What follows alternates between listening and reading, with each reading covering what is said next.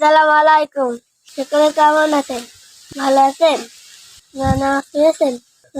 দোয়া করবেন সবাই যেন ভালো থাকে, সুস্থ থাকে। আমার জন্য দোয়া করবেন, যেন আপনাদের জন্য দোয়া করতে পারি। আমার জন্য দোয়া আমি। আসসালামু আলাইকুম। আজকে পবিত্র শুক্রবার নামাজ পড়ে এলাম। জানি না এই শুক্রবার, সামনের শুক্রবার কার ভাগ্যে নামাজ পড়তে তৌফিক আল্লাহ দান করবে, সে একমাত্র আল্লাহই জানেন।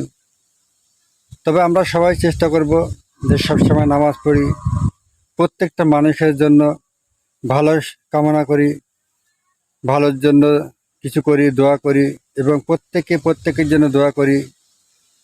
কারণ সকলেই বলে যে পরের জন্য দোয়া করলে সেই দোয়াটা নিজের জন্যই কাজে লাগে। তা আসুন আমরা সকলে আল্লাহ তাআলার ইবাদত করি, নিজের বেঁচে থাকার জন্য যা প্রয়োজনীয় ভালো কিছু করি, খারাপ মন্তব্য যেন কারো কাছে না করি, সকলের জন্য দোয়া করি।